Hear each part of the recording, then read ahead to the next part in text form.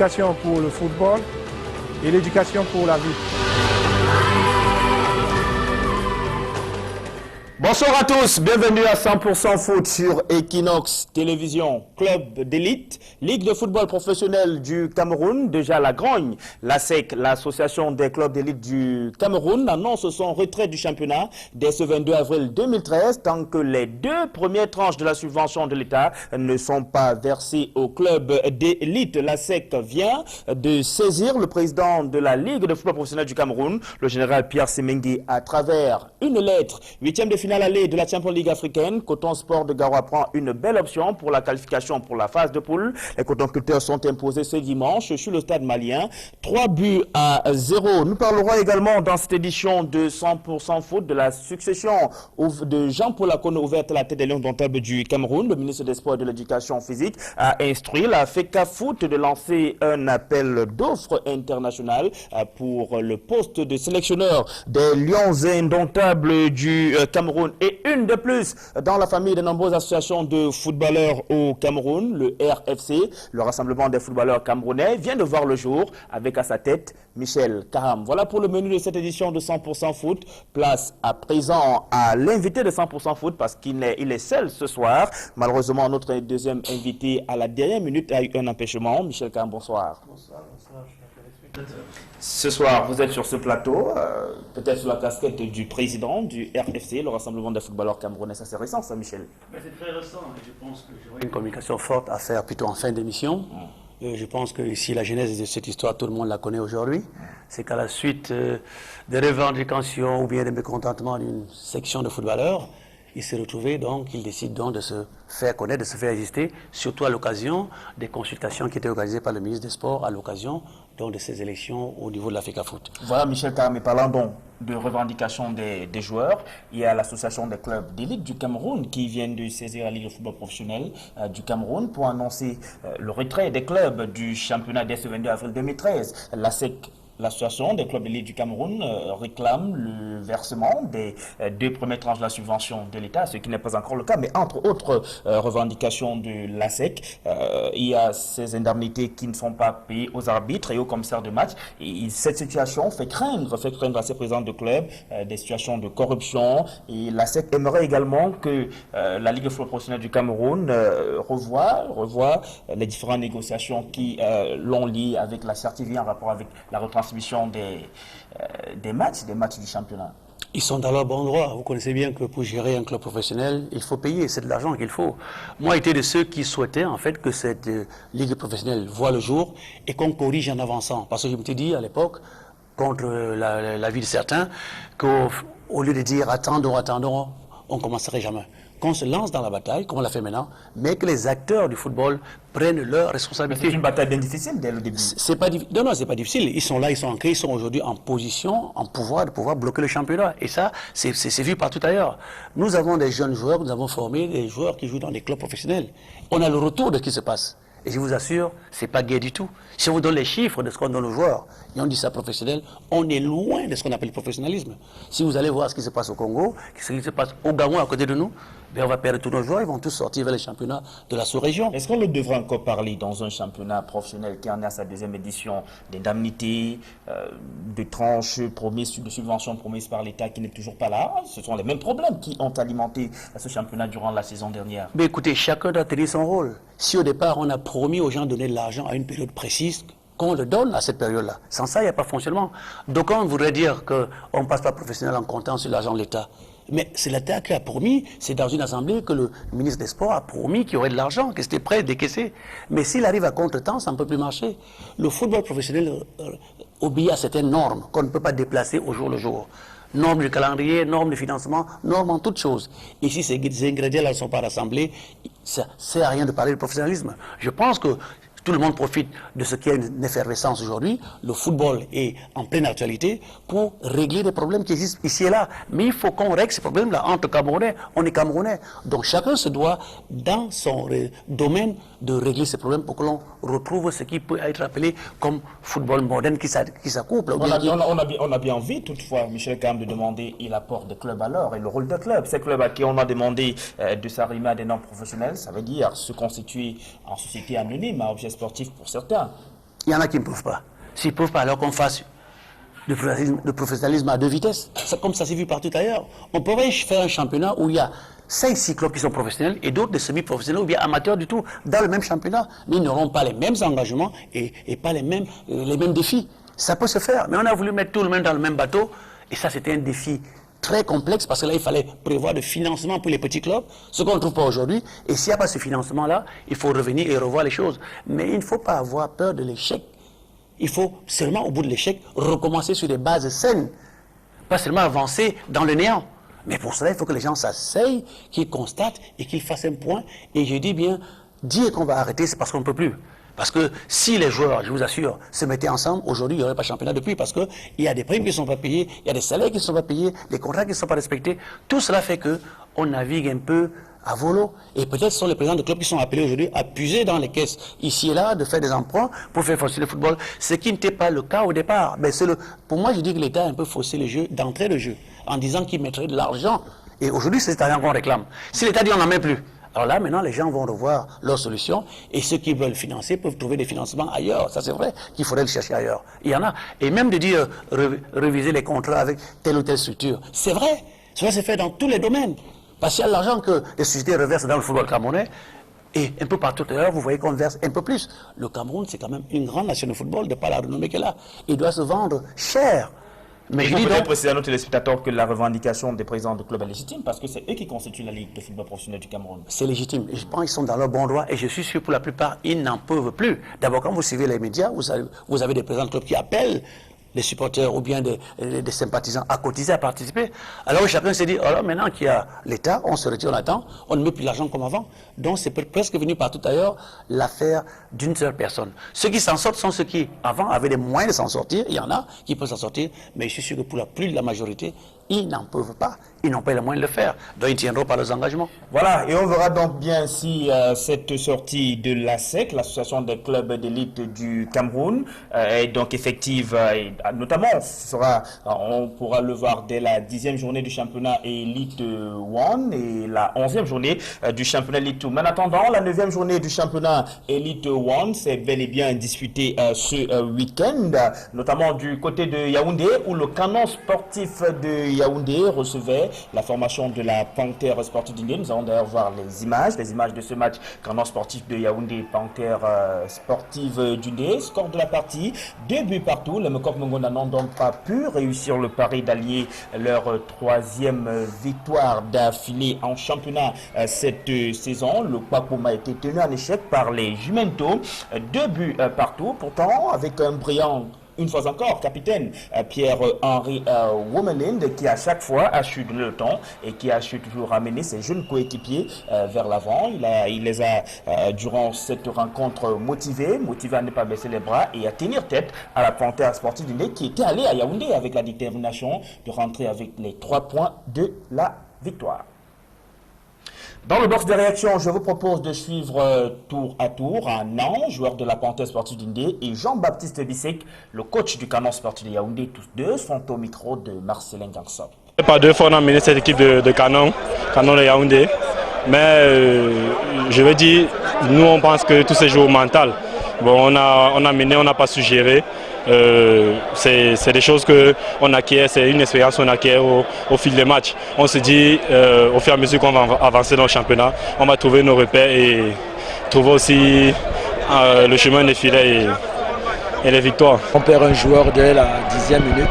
À partir de là, ça quelque chose qu'on n'a pas prévu, ça devient compliqué. Donc, mais je pense qu'on a essayé de faire l'essentiel. Surtout, le plus important, c'était de ne pas perdre. Voilà, Anan, joueur de la Panthère sportive d'Indé, et le coach du canon sportif de Yaoundé, Jean-Baptiste Bissek. Mais ce n'était pas le seul match prévu pour la 9e journée du championnat Elite 1. À Douala, il y avait le match au Fovo Football Club de Baham, ou alors New Star de Douala, Fovo Football Club de Baham, le club du Rocher Sacré, qui est la lanterne rouge du championnat Elite 1, comptait pourtant engranger ses 3 premiers points dans cette édition situation du championnat d'élite 1, mais ce n'est pas le cas. Foro Football Club de Baham repart avec un point parce qu'il a pu tenir tête à New Star de Douala en lui imposant un match nul, un but partout RVK. New Star de Douala contre Fofo Club de Baham était un match piège pour la lanterne rouge Fofo Club de Baham. Le club du Rocher Sacré était condamné à réaliser un bon résultat à Douala. Mais à la 8e minute, Minane passe en revue la défense du Rocher Sacré pour l'ouverture du score. Fofo de Baham est cueilli à froid au stade de la unification. L'entraîneur en place, Sekan Ebenezer, motive ses troupes sur l'aire de jeu.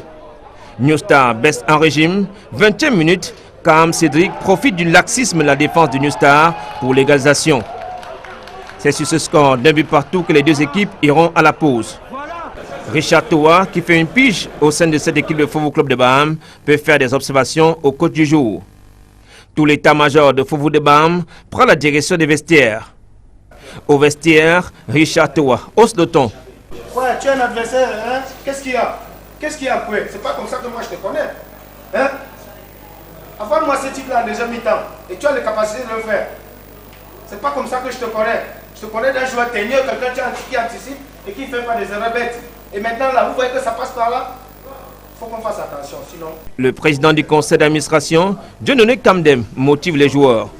Moi, je t'ai vu marcher au stade, là, perdu. Il faut vraiment, soyez concentrés. On vous a dit, on prend le but lorsqu'on est déconcentré. Il faut que vous soyez concentrés. Tant que vous n'êtes pas concentrés, on va vous doubler. Et faire des marquages. La seconde manche est lancée par des belles arabesques des deux équipes. Les attaquants de New Star manquent de baraka. Les gardiens de but s'arrachent pour sauver leur cage. Score final, un but partout. Fofo de Baham arrache un point sur le terrain de New Star de Douala. Une présence curieuse à l'entrée du vestiaire, celle de Bertin Iboulet. Serait-il en négociation avec le club du Rocher Sacré? La direction de Fofo Club de Baham est discrète sur la question. Un point tout de même précieux pour le club du Rocher Sacré qui, en 9 matchs de championnat, n'a pas encore pu remporter une victoire dans cette édition 2012-2013 du championnat Elite One. Bien évidemment, l'on n'est pas satisfait de ce résultat, mais ce n'est non plus la grosse déception après le départ au lendemain de la 8e journée de l'entraîneur principal de cette formation, Zachary Toundi, qui était d'ailleurs sur le plateau de 100% foot juste après son départ du Football Club de Baham. Je propose donc les réactions au sein du club du Rocher Sacré au micro d'Emos Fongo et RVK. Pour nous, on venait vraiment les écraser, d'autant plus que l'arrivée du Kotoa. Et puis, vu ce que tout notre coach avait mis sur pied, nous savons que même c'est comment on devait mettre le pressing pour les atomiser. Donc malheureusement, nous avons eu un point. On ne peut pas cracher sur les 1 point. C'est un championnat à 3 points. On va se remettre au travail pour continuer les échelons des prochains matchs. Ce qui est sûr, nous avons écrit notre mot, le championnat n'est pas fini. Vous savez que c'est un championnat à 3 points. Dès qu'on donne 1, 2, 3 matchs, tout est lancé. Donc pour nous, c'est les déclencher cette victoire qui doit continuer prochainement. 1 point n'est pas simplifiable parce qu'au début, le coach, merci d'abord pour le coach Toa qui est venu donner vraiment un coup de main. Et il nous a dit, en quittant la maison, nous quittons avec 1 point. Ici, ça ne peut pas aller pour prendre le 1 point de l'adversaire et ajouter sur notre point. Il faut qu'on rentre avec notre 1 point. Vraiment, avec le travail que nous avons mis en place, on voit que vraiment les choses commencent à revenir. Et vraiment, il fallait juste un déclic par rapport au mental qui ne régnait pas vraiment. Et on croit qu'avec l'apport du coach Toa, qui est venu vraiment nous mettre mentalement dans le bon chemin, on espère que tout va aller. Parce que New Star de Douala n'est pas dernier du championnat. Si c'est nous les derniers du championnat qui nous retrouvons à Douala en train de négocier nul, c'est déjà une satisfaction. Et je voudrais comme ça dire merci principalement aux dirigeants du club et à M. Richard Toa, le directeur technique des As, qui est venu donner un coup de pouce, qui essaie de nous aider pour le moment. L'ambiance est en train de renaître parce qu'on est en train de chercher, on est en train de remettre un dynamisme qu'on a perdu depuis longtemps. On est en train de renaître avec l'ambiance. Donc l'ambiance est déjà satisfaisante.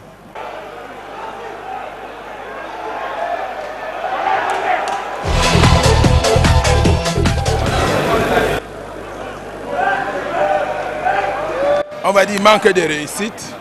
Manque de réussite parce que nous avons vu même un but entrer dans le filet et qui a retardé pour qu'on retire. Vous savez, il y a des jours comme ça. Il y a également le manque de baraka pour nos joueurs. Et généralement, si vous avez remarqué, on a la possibilité d'en marquer plus. Je ne sais pas. quand nous réussissons. Regardez à quel moment nous marquons nos buts, assez tôt.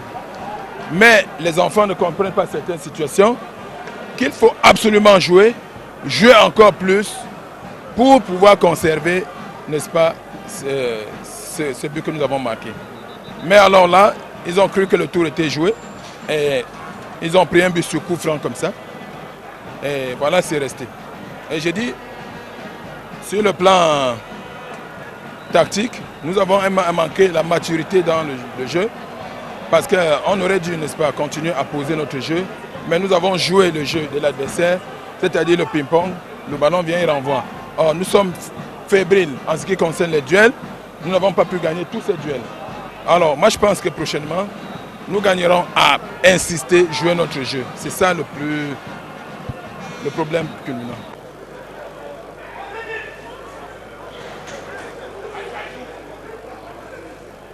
Michel Karam, bien difficile hein, le retour de Fovo Football Club de Baham en Elite One. Bien sûr, je pense que bon, les joueurs sont a priori contents là, du changement qu'il y a eu. Apparemment, l'ambiance n'est plus bonne avec l'ancien entraîneur qui quand même a fait du bon travail à Djalako l'année dernière. Mais c'est comme ça va le monde du football. Maintenant, vous savez, quand il y a le défaite, l'entraîneur, c'est le premier qui paye. Hein. Donc maintenant, il faut seulement espérer que Fovo va trouver la lance qu'il faut pour continuer à résister. Je pense qu'ils ont une équipe assez bonne. Qu'est-ce qui leur a manqué, je ne sais pas. Ils ont perdu pas mal de matchs à 1 point ou bien vraiment à la limite du temps réglementaire. Là, ce qui me plaît, c'est de voir le président du club dans les vestiaires en train de regonfler cette mobilisation. Mais oui, le discours du président dans les vestiaires. Ça fait plaisir de voir ça. Vous savez, c'est des gens qui mettent beaucoup dans le football, qui s'y investissent énormément et ont droit au respect. Moi, j'ai dit, c'est bien de voir quelqu'un comme ça qui met de l'argent dans 2 clubs d'élite et qui se retrouve dans les vestiaires comme les joueurs à chaque match. C'est bien, c'est à encourager. Et je dis, il faut continuer dans ce sens-là à faire que ceux qui ont des moyens rentrent dans le football parce que c'est ceux-là qui peuvent tenir le football. C'est pas autrement. Quelqu'un qui arrive dans le football pour attendre l'argent de l'État, ce sera difficile à faire. C'est vrai que les subventions sont aussi importantes, mais il faudra déjà avoir des bases solides qui peuvent faire tenir une équipe, tenir les joueurs et répondre à toutes les urgences qu'il faut dans un club. Ça, c'est important. Et le coach de New Star de Douala a parlé de ces joueurs comme... il indiquait que ces joueurs ont passé le temps à subir le jeu de l'adversaire, ils attendaient, il a même utilisé une certaine expression, ils jouaient au ping-pong. Oui, et je pense que, bon, je le connais très bien, je pense que ça ne sert à rien après un match qu'on a perdu ou bien qu'on n'a pas gagné, vouloir donner des explications peut-être à l'endroit de l'environnement ou bien de l'entraîneur qui est très, du coach, non, du président qui est très exigeant. L'autocritique se fait le lendemain du match. Je pense après un match, il faut simplement dire on accepte la défaite et passer à autre chose. Ce qu'il dit là, c'est peut-être vrai, mais il n'a pas à vendre son équipe au marché. Il doit attendre l'autocritique entre les joueurs pour dire ce qu'il faut corriger, ce qui leur manque. Mais c'est une réaction à chaud, peut-être. Oui, mais c'est surtout à chaud qu'il faut être très vigilant, parce que c'est là qu'on risque de dérailler. Et après, ce qu'on a dit, pour récupérer après, c'est très compliqué. Donc, à chaud, il faut toujours saluer l'effort des joueurs et dire le reste, on le dira dans les vestiaires. Et là, on rentre crûment dans les joueurs pour leur dire droit les vérités qu'il faut. Mais son analyse est cohérente. Mais je dis plutôt qu'elle doit se faire plutôt avec lui, entre lui et ses joueurs. Et que comme ça, au chaud, après un match, il ne faut pas trop s'étendre parce qu'il y a l'amertume, on voudrait justifier évidemment, on peut dire des choses qu'on ne maîtrise pas et qui jouent contre vous après. Et revenons sur le match du Canon Sportif de Yaoundé. Canon Sportif de Yaoundé, Panthère Sportif d'Indé, 2 buts partout. La Panthère qui va imposer le match nul au Canon dans son entre de Fandena au stade Amadou Aïdjo. Le Canon, vous savez, l'année dernière, il est en pleine restructuration, la direction, ceci et cela. Je pense que le Canon est à la recherche de son glorieux passé, qu'il hésite à retrouver. Mais je crois que c'est une équipe qui est supportée. Quand il fera des résultats, les gens viendraient. Il faut aussi saluer ici la présence de Womelen parce qu'il faut être courageux pour revenir jouer après le professionnalisme. Ça fait 2 championnat local. C'est bien, c'est encouragé. Je pense que c'est des exemples qu'il faut saluer. Et maintenant, le Canon, nous les anciens canonniers, on peut que souhaiter qu'ils retrouvent vraiment leur aura d'antan parce que très longtemps, c'est le Coton Sport tout seul qui a dominé tout le championnat. Après l'arrivée de l'Union de Douala, qui a contesté l'année dernière, il faut que ça se relève, que ça se nivelle comme ça, puis on aura un championnat plus mûr et plus apprécié. Donc, Panthère, vous avez suivi à la presse, il y a maintenant, après que quelqu'un soit arrivé en disant qu'il avait des moyens, qu'il a tenu l'équipe, on se dit maintenant, j'ai suivi après un match à Baranté, qu'on ne le voyait pas, on ne savait pas s'il allait rester. Vous savez, toute cette instabilité a fait que l'équipe ne peut pas être concentrée sur Les joueurs ne peuvent pas être concentrés sur le match. Le joueur, lui, sait jouer, gagner des matchs parce que son environnement est serein, parce que tout a été réglé d'avance et lui se contente de jouer. Alors, ce qu'on a promis aux joueurs doit être donné à temps. Quand le joueur n'est pas dans son assiette, quand il n'est pas bien encadré, forcément sur le terrain, il y a problème. Nanterre, c'est une équipe qui a connu la Coupe d'Afrique, donc forcément a les moyens de rivaliser avec les équipes de premier plan au Cameroun, si son environnement est aussi serein. Donc je pense que ceux qui ont assisté au match... Et justement, parlant de cet environnement des joueurs, les présidents des clubs, les clubs doivent y travailler, parce que vous l'indiquiez tout à l'heure, le joueur doit avoir pour seule préoccupation faire du jeu, remporter des matchs. Maintenant, pour ce qui est de ses primes, de son salaire, ça devrait ne même pas être une préoccupation, ça devrait être quelque chose carrément automatique. Surtout en professionnel, parce qu'on s'est dit professionnel, c'est qu'on a les moyens de régler ces problèmes-là, qui sont la base, l'élément fondamental du football. C'est le joueur qui doit être au centre de toute préoccupation pour faire du professionnalisme. Tout ce qu'il y a autour concourt à faire qu'il soit performant. Alors si autour, il n'y a pas la sérénité, il n'y a pas les moyens de fonctionner, s'il doit courir après son loyer, s'il doit courir après ceci, après cela, forcément il n'est pas concentré au jeu, l'entraînement même n'est pas bien fait, je suis sûr, et au bout du compte, c'est le jeu qui y perd. Mais jusque-là, les présidents des clubs, c'est vrai, ils ont un certain nombre de réclamations que beaucoup d'observateurs de notre football trouvent légitimes et normales, parce que c'est l'État qui a promis de subventionner ce championnat de football professionnel, et les clubs sont appuyés là-dessus. Les joueurs leur mettent la pression, parce qu'à un moment donné, ils ont appris qu'avec cette subvention, leur salaire passerait peut-être du double, peut-être même au triple, mais ce n'est toujours pas le cas. Mais maintenant, en décidant de se retirer du championnat, est-ce que ça ne pénalise pas aussi les joueurs qui ont quand même besoin d'une visibilité? Mais alors, ils vont donc payer les joueurs avec quoi? Il y a des clubs où les joueurs, on leur dit, vos salaires viendront d'en haut, c'est pas nous qui vont les payer. Vos salaires seront payés par l'État ou bien par le ministère. Donc vous attendez, où ils ne sont pas payés, ils vivent des primes d'entraînement et des primes de match. Alors vous comprenez qu'à un moment donné, ça va exploser. Donc c'est au président de club, pour moi, de prendre le devant. Et je dis, ils ont entièrement raison. Il faut qu'ils savent où ils vont. Maintenant, si on leur dit ça ne viendra plus, alors ils vont s'arranger autrement avec les joueurs pour trouver une nouvelle base de fonctionnement. C'est ça le grand problème. Ne promettez pas ce que vous n'avez pas, ce que vous ne pouvez pas avoir. C'est la base de toute négociation. C'est comme je l'ai dit en division inférieure. Dites à un gars, vous avez 200 francs, 500 francs de prime d'entraînement, 1000 francs, 2000 francs de prime de match gagné, mais donnez-les au moment opportun. Donnez-les quand il faut. Quand ça devient une dette que l'on accumule, ça va mal. Ça va mal et ça change tout et on ne peut plus rien gérer. Maintenant, quand on est sous la coupole de professionnels, il faut assumer certaines choses. Et là, je vous assure, c'est le moment de tout régler. Vous savez que là, on court à la deuxième année, c'est la fin là, de ce mandat-là. Ils ont intérêt donc à bien finir pour qu'on, au moins pour soigner leur image, parce que si au bout de 2 années, ils ont juste comme bilan des arrivées de... C'était peut-être 2 années expérimentales. Mais oui, mais pendant ces années expérimentales qu'il faut corriger, rectifier et arranger. C'est pas un tort d'arrêter. On arrête pour bien préparer, pour avancer, pour savoir où on va. Donc, je dis sincèrement, c'est un droit pour ces clubs de revendiquer ce qu'on leur a promis. Alors, on ne peut pas me dire que l'État n'a pas d'argent. S'ils sont conscients que ça pose un problème, ils vont le donner. Mais maintenant, il faut qu'ils soient conscients ou bien que la personne qui a promis paye. C'est aussi simple que cela. Il y avait 2 matchs à Douala dimanche, après la rencontre New Star de Douala Fovo Football Club de Baham. Nous avons eu droit au match DAC 2000, les Astre Football Club de Douala, le promu DAC, n'a pas pu faire le poids devant les Astre Football Club. DAC a été battu par 0 but contre 2. Nous allons revenir tout à l'heure sur cet élément, mais peut-être avant de voir cela en image. Michel, je vais déjà vous permettre de vous exprimer sur cette défaite de DAC 2000. Pourtant, pour ceux qui étaient hier au stade de la réunification de Douala, c'était un très beau match. DAC déroulait bien son jeu, les Astres également. Le public du stade de la réunification ne s'est pas ennuyé hier en regardant ce match. Oui, c'est des équipes vraiment qui ont un très bon fond de jeu et qui jouent bien au football. Moi, je pense que quand le spectacle est au rendez-vous, le résultat pour les spectateurs compte moins. On peut bien jouer et perdre, c'est cela qu'on recherche. Il faut simplement que les joueurs n'aient rien à se reprocher, ni l'entraîneur, ni les joueurs, au bout d'une rencontre. Ils ont donné le meilleur d'eux-mêmes, et bon, vous savez, je dis encore, on peut bien jouer et perdre. Ce match peut-être méritait un score nul, et ça ne l'a pas été, mais disons que dans l'ensemble, les spectateurs ont été contents, et c'est ça l'essentiel. Le football, c'est du spectacle. Le joueur qui se prépare vient faire du spectacle parce que les gens sont assis pour voir un spectacle, et le spectacle doit être beau. Le joueur doit tout faire pour que son spectacle soit apprécié. S'il est apprécié, le public viendra. Maintenant, on souhaiterait bien que vous partagiez cela avec nous en tant que technicien de football. Comment un club arrive à avoir une certaine identité dans son jeu? Parce que les Astres de Douala ont un jeu qui n'est pas semblable à celui de l'Union sportive de Douala, qui n'a pas un jeu semblable à celui du Canon sportif de Yaoundé. C'est d'ailleurs pourquoi on le rappelle, on les appelle les Brésiliens de Bepanda. Ils ont une façon assez tactico-technique de toucher le ballon. Et ce retour cette saison, parce que la saison dernière, c'était vraiment passé avec les Astres de Douala, qui ne sont pas passés bien loin de la relégation. Les Astres, cette année, jouent les premiers rôles avec ce jeu qu'ils ont retrouvé et ce jeu qui plaît bien au public. Il y a quelque chose, c'est d'abord l'encadrement technique, l'entraîneur. Quelqu'un arrive et veut montrer sa philosophie, fait que les joueurs qui le recrutent adhèrent à son projet de jeu. C'est capital.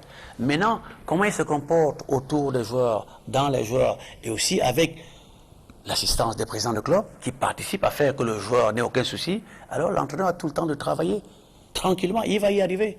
Il faut être un peu patient. La première chose, c'est de recruter un entraîneur de talent, et Belinga en est un, qui maîtrise son job, et lui donner l'opportunité de composer son équipe. Parce qu'en fait, c'est pas une course de fond, c'est pas un sport individuel, c'est collectif. Donc on laisse que l'entraîneur puisse confectionner son équipe et maintenant on lui donne la latitude de travailler. S'il le fait bien, forcément il va arriver à quelque chose de positif. Mais est-ce que l'entraîneur ici ne doit pas aussi s'adapter, je vais dire, aux bases mises sur pied par la direction technique? Parce que si on prend le cas peut-être du FC Barcelone, les entraîneurs se sont succédés, mais le FC Barcelone a toujours gardé le même système de jeu. Il y a une philosophie de jeu qui est là, qui est faite par le club. Vous arrivez, le président du club vous dit vraiment, moi je veux jouer l'attaque, moi je veux gagner. L'entraîneur, c'est dans une réunion globale qu'on se dit, voici comment on va faire. Mais il y a un projet commun qui est accepté, voici comment. Et même le recrutement est fait en fonction de ce projet-là. Et forcément, si on travaille dans cette philosophie-là, on arrive avec les joueurs, parce que la base, c'est avoir des bons joueurs. C'est impossible d'avoir une bonne équipe avec des joueurs moyens. C'est d'abord des bons joueurs que l'on recrute, et forcément, au bout du compte, on a une bonne équipe. Mais il faut être aussi un peu patient, parce que je dis, ça ne se fait pas en un jour. Si on avait dit au bout de l'année dernière, non, Belinga, ça ne va pas, là, il faut prendre quelqu'un d'autre, on n'en serait pas là aujourd'hui. Donc il faut saluer ceux qui ont été clairvoyants et qui se sont dit, quelqu'un a du bagage. Les résultats sont là. Et ça suit, parce qu'il y a eu une certaine confiance de part et d'autre et qu'on a laissé le temps de travailler. Maintenant, nous pensons bien voir les images de ce match. DAC 2000, Astre Football Club de Douala. C'était ce dimanche au stade de la réunification de Douala. C'était la deuxième rencontre d'ailleurs. DAC 2000 s'est incliné sur le score de 0 but contre 2 devant les Astres de Douala. RVK. DAC 2000, en quête de rachat après la défaite à Bamenda, n'a pas réussi le coup face au leader Astre Football Club de Douala. Les Brésiliens de Bepanda, qui ont le vent en poupe, ont très vite déclenché les hostilités par des petites balles bien dosées sur le gazon synthétique. Les joueurs de DAC 2000 résistent en proposant des styles de jeu qui contrarient les Brésiliens de Bepanda. Le spectacle est au rendez-vous dans ce derby de la ville de Douala. À la 22e minute, étincelant récital des Brésiliens de Bepanda, conclu par un geste sublime de Nganou Alex.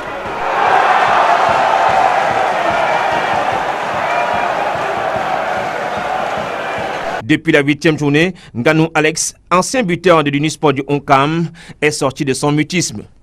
1-0, c'est le score à la mi-temps. Avant les échanges au vestiaire, les entraîneurs de DAC 2000 se concertent. Il y a deux styles d'appel, on le lui a expliqué.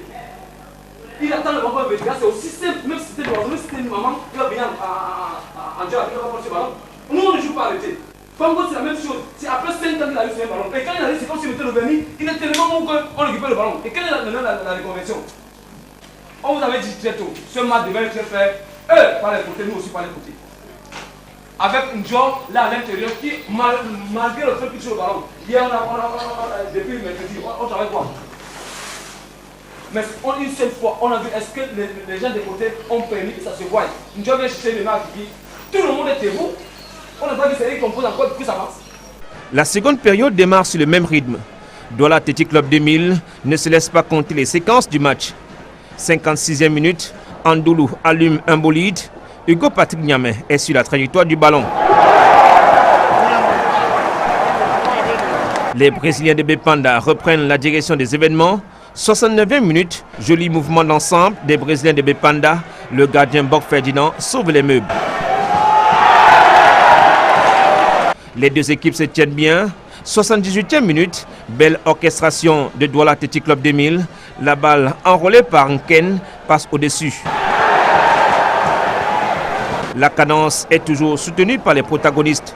82e minute, passe lumineuse de Christian Emi à Sombon Ernest qui échoue face au portier Mbok Ferdinand. Le match s'achève sur cette victoire des Astres de Douala qui conserve son fauteuil du leader. Nous allons tout de même prendre les réactions au sein de ces deux clubs que sont DAC 2000 et les Astres Football Club de Douala. D'abord, côté Astres Football Club de Douala, c'est au micro d'Emos Fongoy RVK. On a préparé la semaine sur le travail devant les buts parce que c'était notre péché mignon depuis 2 ou 3 matchs. C'est bien quand on commence à gagner, le plus important c'est qu'on continue à travailler et puis on verra par la suite. Oui, je me sens bien puisqu'on m'a bien accueilli, le coach, les joueurs qui sont là, on se connaît depuis. Le plus important maintenant c'est de travailler, rester humble, se dire qu'il y a encore du travail à faire. Le chemin est encore long, il ne faut pas s'emballer, c'est avec une victoire. Nous sommes premiers, c'est vrai, mais ça ne veut rien dire pour le moment. Donc on continue à travailler pour améliorer nos performances chaque week-end. Disons que le coach m'a un peu reproché du fait que je ne viens jamais au premier poteau couper les ballons. J'ai essayé aujourd'hui, ça a été de bon augure pour l'équipe. J'espère que ça va continuer comme ça. Ouais, vous savez, c'est un travail de groupe, ce n'est pas toujours moi. Moi, j'approche ma petite partition et puis avec l'ensemble de l'équipe, on essaye, n'est-ce pas, d'appliquer ce que le coach nous montre durant la semaine pour pouvoir, n'est-ce pas, gagner un max de points. Donc moi je dis c'est une belle victoire pour tout le groupe et on espère qu'on va continuer à travailler comme ça pour atteindre nos objectifs. On ne peut pas encore dire ça parce que rien n'a encore été accompli. Nous travaillons tous les jours et je pense en fin de saison qu'on pourra dire que c'est le retour. Oui, je pense qu'il y a eu 2 périodes au cours de cette rencontre. La période où les Astres avaient le match à main. Et à ce niveau-là, je crois qu'on a pêché un peu, on est tombé dans la facilité. On aurait pu tuer ce match en faisant le break. Malheureusement, en attaque, je crois qu'on n'a pas été tellement efficace. Et puis il y a eu les 20 dernières minutes où on cherchait à préserver le résultat et où DAC nous a vraiment mis en difficulté. Mais je dois reconnaître que les 2 équipes ont produit un très bon spectacle et j'espère que le nombreux public qui était là a été satisfait. Ben, je pense, mais en même temps, comme je ne cesse de le dire, cette position, je ne l'aurais pas souhaité à la 9e journée. Et j'espère qu'à la 20e journée, on pourra encore être dans le peloton de tête pour jouer le sprint final. Donc pour l'instant, nous essayons de prendre les matchs tels qu'ils viennent, en espérant que d'ici la 20e journée, on sera bien positionné pour jouer le sprint final. Papa Belinga le meilleur Papa Belinga. Tout ce que Dieu DAC fait. 2000 est-il en train de subir la pression du promu? Le club n'a pas gagné de match depuis quelques journées. On espérait bien de ce côté que ça serait fait devant les Astres Football Club de Douala. On prend les réactions. Côté DAC 2000, toujours au micro des Mousfongo et RVK. Tout ce que Dieu fait est bon. Parce que certainement, ça n'a pas marché quelque part. Il n'y a pas eu assez d'envie et de kilomètres de plus. Mais le plus important, c'est le prochain match. Nous avons perdu 3 matchs d'affilée. C'est une déception d'un côté. Mais nous sommes en train de jouer les équipes de type A. Les équipes qui sont censées rapporter le championnat. Nous sommes une équipe nouvellement promue en première division.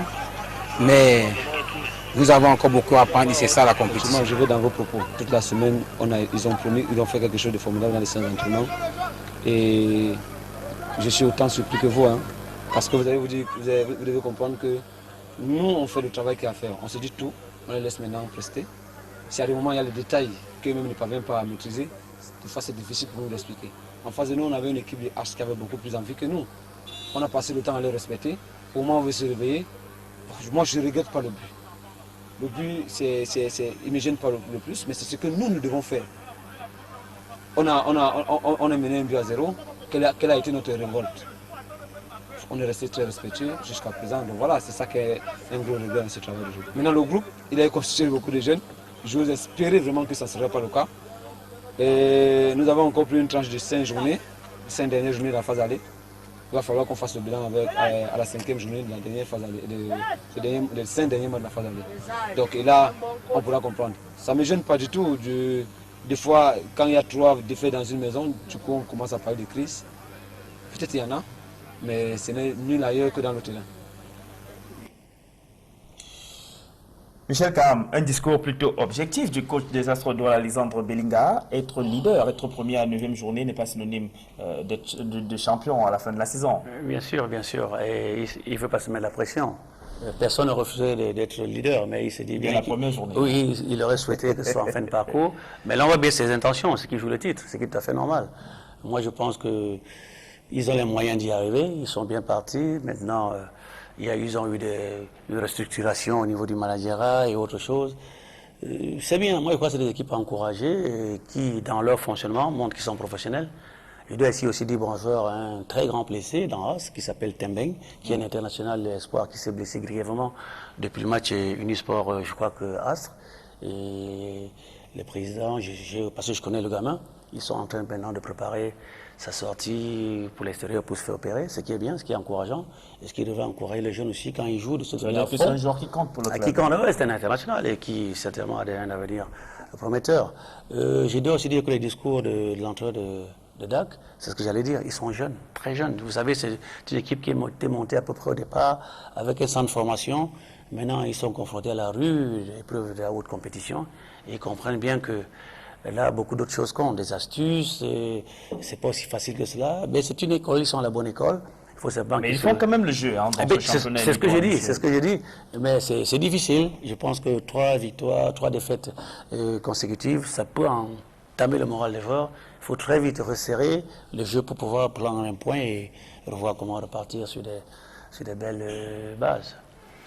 Sortie de la Champions League africaine, l'Union sportive de Douala se reconcentre en championnat. Les Nassara Kamakai sont de nouveau au rendez-vous de la victoire. C'était encore le cas ce dimanche lors de leur déplacement dans la ville de Bafan. Devant Unisport du Onkam, les Nassara Kamakai sont imposés sur le score de 2-0. Le compte rendu d'RVK.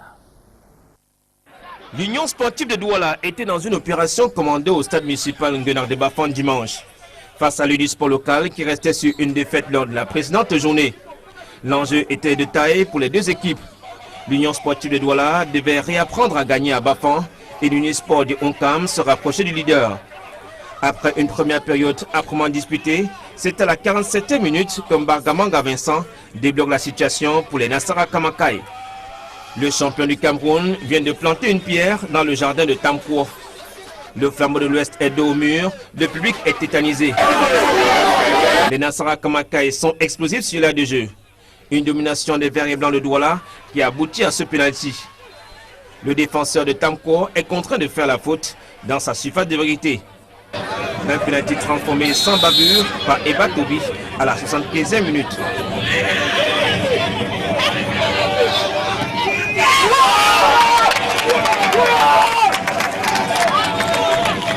Deux buts à 0, la note est salée pour le flambeau de l'Ouest à domicile. L'Union sportive de Douala qui allait défier le flambeau de l'Ouest dans son angle du stade municipal Ngadu Gaston de Guenang de Bafan. Unisport du Onkam battu 0-2 par les Nassara Kamakai. Nous allons d'abord prendre les réactions. Côté Union sportive de Douala, Mbarga Manga, Kapawa Willy et le coach Bonaventure Ndjonkep que nous allons donc écouter. Nous allons écouter son au micro de Raoul Tamfou. Dans cette façon, ça n'a pas été facile pour nous depuis 8 journées. Donc on est venu ici vraiment prendre les 3 points ici à Bafan aujourd'hui. On a la tête haute parce qu'on sort de très loin. On s'est fixé les objectifs et je pense que ce soir, nous sommes rentrés avec ce que nous avons voulu. Qu'est-ce que sera votre force après-midi? Notre force a été la solidarité. On a dit que l'Union de Douala est une équipe qui ne peut rien faire, mais une fois de plus, on a démontré au public et à nos supporters qui sont déplacés d'ici Bafan que l'Union de Douala, c'est la meilleure des équipes. Donc ça fait 3 matchs qu'on courait derrière la victoire. Depuis qu'on nous a éliminés de la Coupe d'Afrique, on cherchait la victoire, on ratait des buts, on s'est créé des occasions sans marquer. Aujourd'hui, on a marqué, on s'est créé davantage d'occasions. Et je dis, le football c'est le travail. Cette victoire c'est le fruit du travail, le fruit de la foi, parce que nous croyons vraiment en ce que nous faisons. Et nous avons des enfants qui nous font plaisir, même comme nous étions jusqu'à là au fond du classement. Nous savons que tout est possible, on peut remonter n'importe quand, et nous sommes engagés là pour essayer de remonter au classement. Vous savez, quand une équipe ne marche pas, il faut trouver l'électrochoc, il faut trouver le moyen de rebooster le groupe. Tous ceux qui ne nous ont pas fait plaisir, tous ceux qui n'étaient pas performants performants, tous ceux qui n'avaient pas un bon rendement, avec les indisciplinés, on les a foutus en équipe réserve pour qu'ils se remettent en question. Parce que vous savez, quand on se met en question, c'est toujours un problème. Il fallait qu'on trouve vraiment l'électrochoc et je crois que nous l'avons trouvé. Oui, disons que c'est le fruit d'un travail bien fait, c'est le fruit d'une bonne collaboration avec tout le monde. Et je dis vraiment tant mieux pour ce qu'on a fait et je crois que ça peut être le bien. Bonaventure Ndjonkep, c'est vrai que plusieurs joueurs cadres même de l'Union sportive de Douala ont été relégués à l'équipe réserve. Le temps pour eux de reprendre conscience. C'est ce qu'indiquait d'ailleurs tout à l'heure le coach Bonaventure Ndjonkep. Côté Unisport du Honkam, Pierre Dilindingue, le coach du Flambeau de l'Ouest, affirme que c'est un faux pas. Le club est dans une bonne lancée. Il devrait même d'ailleurs se relever dès la 10e journée du championnat lituanien. Pierre Dilindingue au micro de Raoul Taboufoui. On n'a pas pu bien gérer la deuxième mi-temps et je crois que l'Union a mérité sa victoire. Nous, on va continuer à travailler pour que ça soit mieux qu'aujourd'hui. Vous ne pouvez pas me demander maintenant qu'est-ce qui s'est passé. Vous tous, vous avez vu. Vous avez vu comment l'Union a marqué son but contre le coup du jeu. Et maintenant, le 14 nous a beaucoup pénalisé. Comme je l'ai dit tout haut, l'Union a mérité sa victoire, il faut que nous on continue à travailler. Beaucoup de points perdus, mais ce n'est pas la fin du monde, c'est la loi du sport, il faut supporter, il faut continuer à travailler. Le chemin est encore très long. Qu'est-ce qui dit qu'on ne peut pas aller battre l'Union à Douala et rattraper les 3 points? On est resté à 15 points. C'est dommage, mais on a joué pour attraper les 3 points, on n'a pas pu, et c'est ça le foot. Hein. Il faut savoir accepter la défaite et continuer à travailler. Unisport du Honkam, Union sportive de Douala, où le sens inverse, c'est une rencontre qui produit toujours des étincelles depuis des saisons. C'était encore donc le cas ce dimanche à la faveur de la 9e journée du championnat lituan dans la ville de Bafang. Jean-Paul Chuniat pour le top match. À son retour en Elite One en 2007, Unisport du Honkam perd la face à 2 reprises devant l'Union de Douala. Battu 0 but contre 1 à Bafang à la 7e journée et 1-2 au retour à la 20e journée au stade de la réunification. La saison suivante, Unisport arrache un nul d'un but partout à la 9e journée avant de plier l'Ichine 1-3 au stade de Bepanda face au Nassara. Sa première victoire à domicile a lieu en 2011 à la 7e journée, 1-0 sur les Verts Blancs de Douala. Au match retour, le Flambeau de l'Ouest tombe sur le même score devant l'Union de Douala. La saison dernière, les 2 équipes mythiques se neutralisaient 0 but partout à l'aller comme au retour. Le même scénario s'était déjà produit aux 5e et 20e journées, saison 2008. A signalé qu'à sa dernière année en première division en 2005, Unisport du Honkam dans sa chute voyait flou face à Union. Laminé 5 buts à 1 à Douala avant de sortir la tête de l'eau au retour, 1 but partout à Bafang. Bilan de confrontation entre les 2 clubs en 2005, 2008, 2009, 2010 et 2011. 5 victoires pour l'Union sportive de Douala, dont une arrachée à Bafang face à son adversaire. Les Nassaraï ont perdu 1-0 une fois en 5 confrontations, marqué 4 buts et concédé 3. Les 2 équipes se sont neutralisées à 4 reprises 0-0 en aller-retour par 2 fois en 2008 et 2012. Dans cette révision historique des statistiques, Unisport compte une victoire à Bafang en 2011, la seule d'ailleurs à domicile. À son actif donc, une victoire, 4 nuls et 5 défaites sur l'ensemble des confrontations à Douala et à Bafang. Au listing des buts, Unisport a filé 6 buts à l'Union contre 14 pour les Nassara. Au vu donc des statistiques, Unisport du Honkam a tout intérêt à remporter la partie ce dimanche lors de la 9e journée, s'il entend réduire sur lui l'écart de domination des Nassara Kamakai, qui de l'Unisport du Honkam, vainqueur de la Coupe du Cameroun 2012 et Union de Douala champion 2012, prendra le dessus sur son adversaire. Michel Tam, on a suivi Bonaventure Ndjonkep tout à l'heure, le coach de l'Union sportive de Douala. Reléguer les joueurs de l'équipe première pour la réserve, est-ce que c'est une sanction ou une conscientisation? C'est une sanction sportive, mais qui vise beaucoup plus à faire que les joueurs retrouvent leur rendement du passé. Vous savez, avoir un nom et pas d'investissement qui correspond à ce nom-là, ça ne sert à rien pour un entraîneur. Le joueur qui est recruté dans un certain standing doit à chaque match s'investir au niveau, au degré qu'on lui connaît. Si ce n'est pas le cas, il y a une sanction sportive qui est tombée. Là, c'est l'une des rares occasions que je vois faire ça au Cameroun, mais ça marche, en professionnel, ça se fait régulièrement. Donc moi, je pense que les entraîneurs qui ont du punch comme Jonker peuvent le faire facilement sans aucun dégât. Et je pense que là, on vient de voir 2 entraîneurs de très haut niveau qui tiennent 2 clubs qui sont bien structurés. Et c'est ça, en fait, même l'exemple du professionnalisme. Parce que si vous rendez visite à ces 2 équipes, dans leur séance d'entraînement, dans l'organisation, vous sentez qu'il y a une base de professionnalisme. Et ça, c'est à encourager. Jonker par Bafan, c'est un peu son fief, hein, donc il n'a rien. Il connaît bien la ville. Mais maintenant, il faut dire c'est des entraîneurs aussi qui ont une certaine carapace pour gérer la pression. Parce que j'ai lu avant ce match dans des presse ici, et Jonker c'est un siège éjectable, et cela. Quelqu'un qui va donner le championnat du Cameroun que vous n'avez pas depuis que... Attendez, soyez un peu patient. Et tous ces 2 entraîneurs parlent de travail, persévérance, mais alors et performance. Et ils donnent un capital confiance à la fin en l'avenir. C'est comme cela qu'on en a travaillé. C'est comme ça, et c'est des valeurs d'exemple pour tous les autres entraîneurs. Prenons donc à présent les résultats complets de cette 9e journée du championnat Elite One. À Yaoundé, c'est connu, le canon sportif de Yaoundé a été tenu en échec. 2 buts partout par la Panthère sportive d'Indé. Défaite de Renaissance de Ngomo, 0 but contre 2 devant Lyon Sport Academy de Bamenda, New Star de Douala. Et Fovu de Baham ont fait 1 but partout.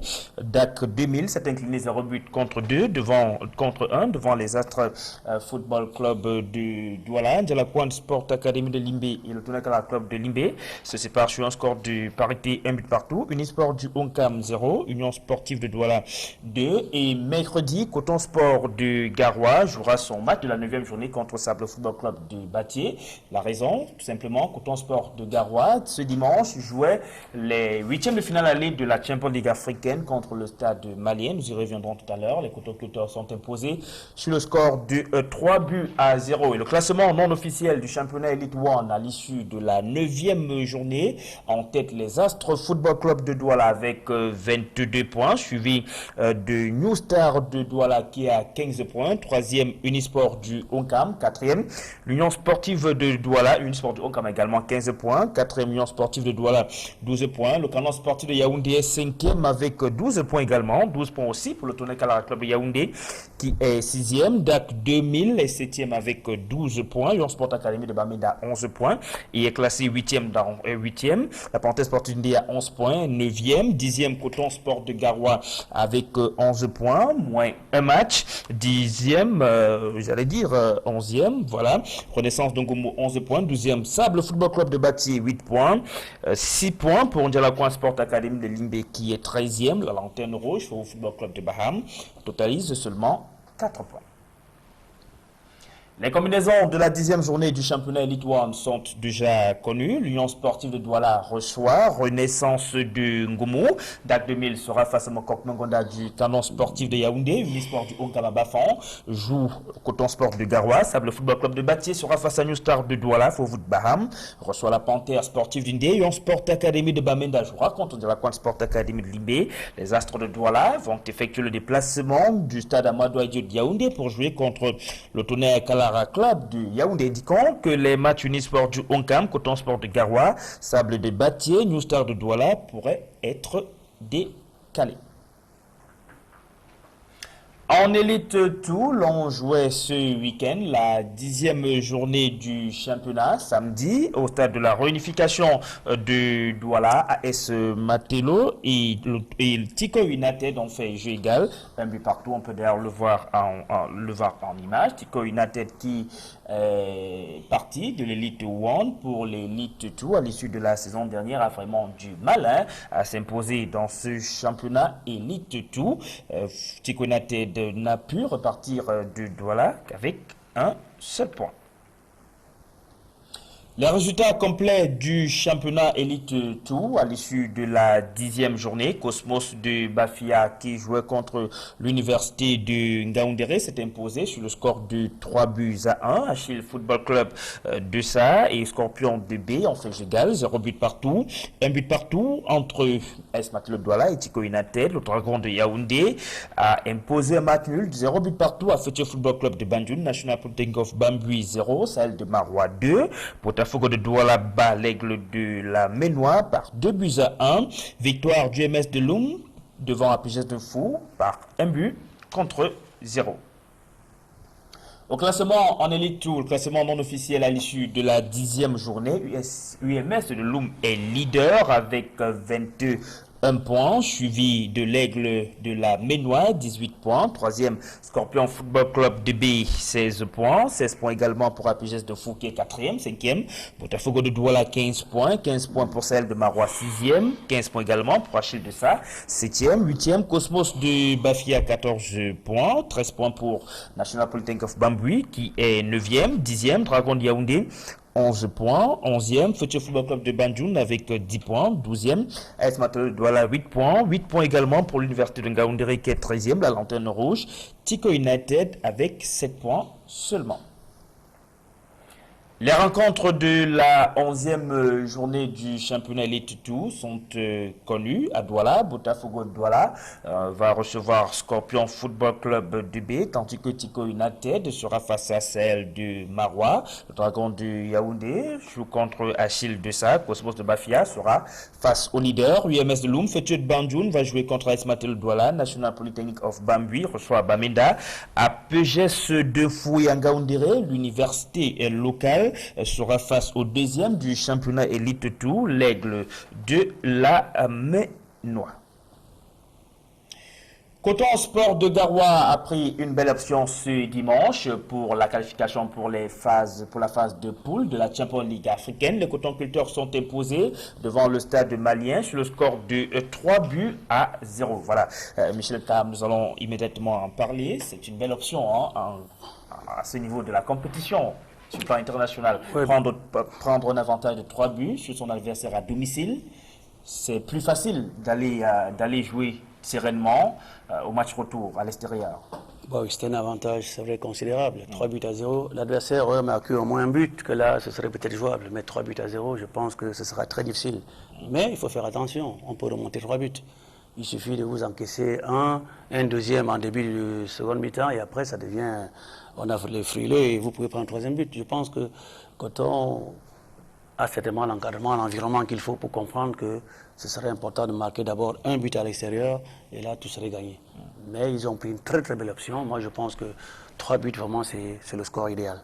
Et quand on sait comment est-ce que la phase de poule annonce des lendemains juteux pour les clubs qui sont qualifiés, ça fera aussi une belle respiration pour la trésorerie du Coton Sport de Garoua. Bien sûr, je pense en sport, c'est ce qu'on doit faire. Il faut d'abord s'investir en sachant où on va. C'est aussi pourquoi l'Union Sportive de Douala s'est battue cette saison, malheureusement. Mais ils ne sont pas encore, mais attendez, qu'ils construisent. Coton a mis combien de temps pour y arriver? Qu'ils se construisent sans se décourager, sans vouloir tout de suite mettre tel ou tel au-dessus de la solette, qu'ils aillent sur des bases saines, profondes, qui continuent à s'organiser, à recruter des bons joueurs, parce que c'est d'abord des bons joueurs, et après ça devrait venir. Moi je pense que la Coton Sport recrute le fruit d'une bonne politique. Ils ont compris qu'il fallait arriver à ce stade-là pour pouvoir amortir les dépenses qu'ils ont engagées. Et c'est ce qu'on leur souhaite. Et on souhaite aussi qu'ils aillent au-delà et qu'ils n'arrivent pas seulement là-dedans, qu'ils essayent d'arriver jusqu'en finale. Pourquoi pas gagner? Donc ça c'est du bien pour le football camerounais, qui pour le moment va sans essayer dessous, donc qu'ils puissent connaître un club au moins sur le niveau africain qui tienne le drapeau pour l'honneur du football camerounais. C'est bien. Moi je pense qu'on devrait tous supporter Coton Sport pour ce match retour, qu'il gagne et sincèrement qu'il fasse plaisir, honneur au football camerounais. Nous allons parler d'autre chose à présent, Michel Karam. Est-ce une association de trop parmi les nombreuses associations de footballeurs qui existent au Cameroun? Les observateurs du football camerounais, justement, répondent oui, c'en est une de trop. Le RFC, le Rassemblement des footballeurs camerounais, est né il y a seulement quelques jours avec à sa tête Michel Karam. Je propose plutôt de prendre cet élément. On revient juste après en parler avec notre invité.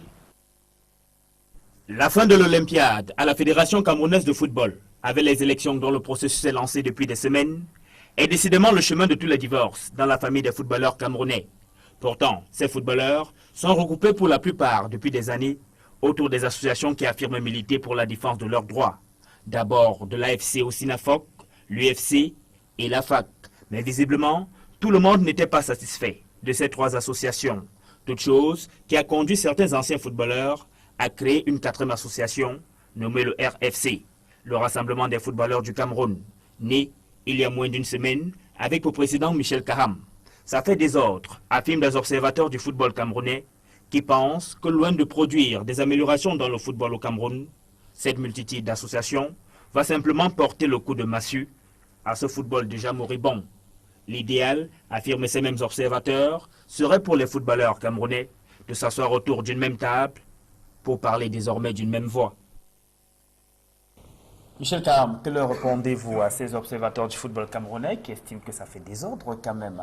C'est bien dit. Moi, je pense que même la conclusion est bien dite. Moi, je vous dis, ceci est né d'une incompréhension. Et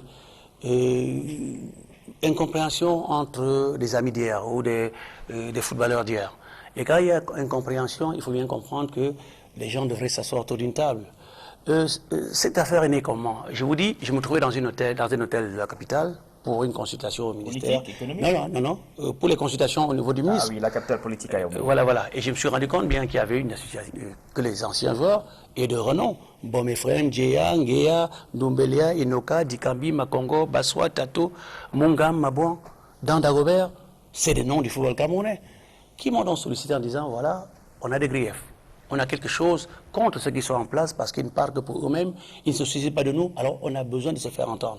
Surtout qu'il y a en ce moment ceux qui sont en place, à qui voulaient-ils exactement? Ceux qui sont en place, les plus en vue, moi je pense qu'on les connaît tous. Ceux qui sont en vue, ils ont cité des noms qui ont cité, ils se connaissent, se reconnaissent. Ils ont dit seulement que ceux qui sont leaders aujourd'hui dans l'actualité et qui se prévalent de parler au nom de tous les footballeurs ne prennent pas leur plainte en compte. Et c'est pour ça, je veux y arriver. Comment vous le dites, vous en pensez quoi? Je dis, ça tombe très bien, parce que quelque part je pensais aussi pareil. Alors ils me sollicitent, et je confectionne un discours, une idée que je tiens à l'Assemblée. Je corrige d'ailleurs certains discours incendiaires qui devaient avoir lieu, parce que moi, il y avait d'abord une idée de rassemblement. Alors, on dit ce qu'on a à dire, et on s'est fait entendre. On a été reçu par le ministre. En tout cas, la délégation qu'on a envoyée s'est fait recevoir, et on a conçu un mémorandum qu'on a déposé au ministre. Il est propre, clair et bien tenu. Maintenant, on peut dire que ça fait des ordres, mais il y a une incompréhension parmi les footballeurs. Et c'est à eux de trouver la solution, à personne d'autre. Quand les autres ont eu à s'organiser chez eux dans la musique, dans le journalisme ou dans autre chose, on n'a pas vu que des éléments extérieurs y interviennent. C'est une affaire de footballeurs. Et c'est pour cela, et c'est en cela que j'ai pris parole. Et j'ai bien dit dans ma conclusion qu'on n'était pas là pour diviser et que la division devait nous affaiblir. Qu'on était là pour gérer des bases, pour construire, mais tous ensemble, sur des bases saines, en respectant tout le monde. Ça, c'est ce qu'on s'était dit. Maintenant, la suite, tout le monde la connaît. Et comment cette conciliation devrait se faire? Je peux vous dire. On vit plutôt des confrontations entre vous, footballeurs. Je peux vous dire que le lendemain de tout cela, l'ambassadeur itinérant, qui me connaît très bien, m'a appelé. Albert Roger Mila. Et on a discuté. Et je lui ai dit non, je ne suis pas devenu fou. Je sais bien ce que je fais. Et je lui ai dit, je te propose de rencontrer tel, tel et tel. Il m'a dit celui-là, oui, et deux autres, Chama. J'ai dit, mais c'est toi qui es en haut. C'est toi, c'est ceux d'en haut qui doivent pouvoir comprendre qu'en bas, il y a problème. Et s'asseoir pour dire comment on fait pour s'arranger. Donc c'est une incompréhension entre footballeurs. Maintenant, il faut bien tolérer qu'à un moment donné, les gens veulent tirer les marrons du feu, que les gens veulent en profiter pour s'aimer la zizanie, mais ce n'est pas notre objectif premier. Mais il faut se dire aussi qu'il y a une place laissée vacante à la Fédération camerounaise de football, qui est le siège des footballeurs, d'un footballeur. On ne peut pas admettre d'être en dehors de la course. Il faut bien l'occuper. Il faut se faire reconnaître par la fédération. Que ce soit dirigé par X ou Y, il faut qu'il y ait une assemblée de joueurs à la fédération. Ça, c'est important. Et pour ça, on se doit d'être quelque peu en bon terme avec la fédération, ou bien préparer la suite. Mais les joueurs, l'association des joueurs doit se faire reconnaître par la fédération. Quand il y avait l'AFC, il n'y a pas de problème, hein. On était tous dedans. Mais il y a eu suspension pour des raisons multiformes, qui ont été arrêtés, puis on se retrouvait tous en marche. Une partie a continué à gauche, d'autres à droite, mais finalement une bonne partie est restée sous sa réserve en disant qu'est-ce qu'on fait? Maintenant, quand le ministre, pour ses consultations, convoque 3 associations disparates et qu'il y a un groupe qui ne se reconnaissent pas dans ceux-là, ils sont en droit de dire nous on compte aussi et de poser les actes qu'ils ont posés. J'enlève, je balaye des revers de la main, les calomnies, les insultes. Ça, sont ceux qui veulent affaiblir le mouvement. Personne au Cameroun ne peut composer au football sans Roger Mila. Personne. Donc il faut bien le savoir. Maintenant, c'est quelqu'un qui est manipulable peut-être. Alors, ça va s'arranger avec le fil du temps, j'en suis sûr. Mais maintenant qu'on laisse de grâce que les footballeurs entrent au football. Et quand j'entends footballeur, c'est quelqu'un qui a au moins une licence de football à la Fédération camerounaise de football. Qui peut témoigner au moins d'une licence à la Fédération camerounaise de football. Que ceux-là se présentent et s'organisent et que leur voix compte. C'est vrai que dans certaines associations... On voit bien que dans toutes ces associations, tous ceux qui y sont, ou alors qui sont à la tête, ont au moins une licence un jour dans leur vie. Non, c'est pas tous. Il y en a, c'est pas tous. Puis à un moment donné, on mettra certainement, quand on se sera réunis, des grands électeurs. Puis on se remettra peut-être par catégorie. Mais ce sera en comptant tout le monde à la fois. Et ça, c'est important. Mais je dis que le pas doit venir d'en haut. C'est eux qui doivent redescendre de leur piédestal, vous voyez comment je dis, pour que la base se sente dans ce qu'ils font et qu'ensemble, on progresse. Et quel est donc ça, c'est important. Quel est le but aujourd'hui du RFC, le Rassemblement des footballeurs du Cameroun? Je vous ai bien dit, c'est d'occuper un poste à la fédération. Il faut qu'on soit actif à la fédération. On ne peut pas se permettre d'être en dehors de la gestion du football au Cameroun. Il faut qu'on soit dedans. Mais les autres associations réclament la même chose. Eh bien, ils réclament, mais vous ne pouvez pas réclamer quelque chose en disant qu'on va vous tuer. Il faut un peu de diplomatie. Si je suis là, j'ai la position de vous admettre oui ou non. Il faut déjà que vous arrimez, que vous organisez pour au moins rentrer dans la danse. Donc, de manière claire, le diagnostic que vous faites aujourd'hui, c'est que pour qu'une association de footballeurs puisse siéger à la FECAFOOT, il faudrait absolument que cette dernière fasse la cour à la fédération actuelle, à la fédération camerounaise de football telle qu'elle est constituée. La cour, c'est pas tellement le vrai mot, mais elle doit s'arranger à forcer la main. D'une manière ou d'une autre. Parce que là, maintenant, on dit il faut qu'ils aillent. Maintenant, on dit qu'il faut qu'ils aillent se faire entendre. Donc, ils s'entendent. Mais qu'on s'entende alors. On peut s'entendre. Ceux-là, on les connaît.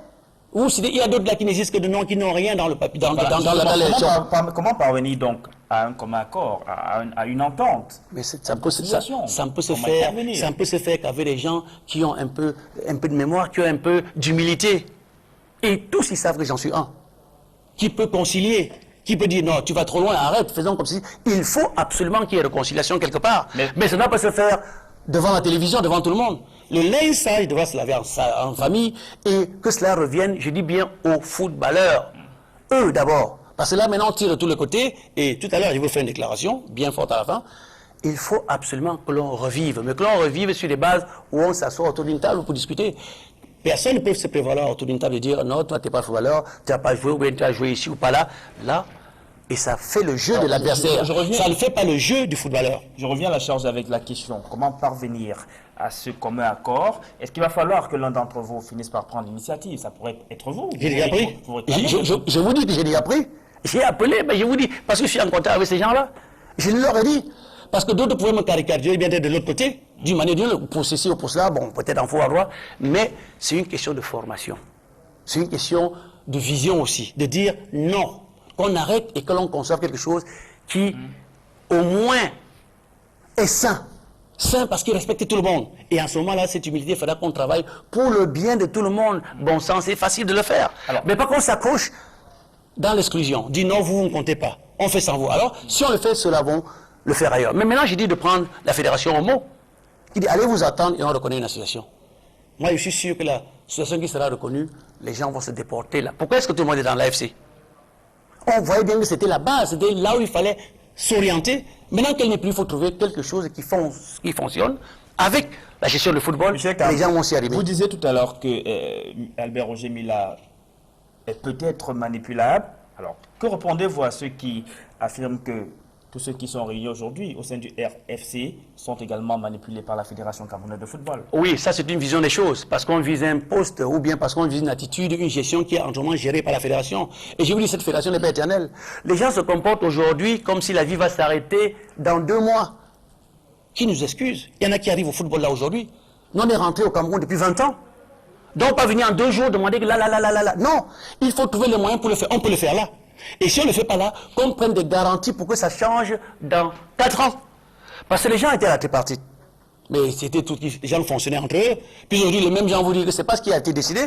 On a décidé à l'envers. Mais à ce moment-là, nous, on était dedans, on ne peut pas parler. Maintenant qu'on est dehors, on parle. Alors nous qui sommes spectateurs de loin ou acteurs de football de loin, c'est nous que l'on balance à tort et à travers. Parce que ce qui nous divise aujourd'hui, c'est les textes. C'est les textes. Et nous, on subit les textes. On vous dit, tantôt c'est vert, tantôt c'est rouge. On ne s'arrime à rien. Donc ceux-là qui étaient à la tripartite, c'est à eux d'abord de faire leur mea culpa. Ils y étaient, mais aujourd'hui on dit que les résolutions ont été tronquées. Mais tronquées par qui? C'est ça le problème. Parce qu'autrement, ce sera un éternel recommencement. On ne peut pas sortir de ce combat d'aujourd'hui sans jeter les bases pour ceux qui viendront dans 20 ans. Et que pour une fois, le football camerounais marche selon des textes approuvés par tout le monde. Et à ce moment-là, on pourrait...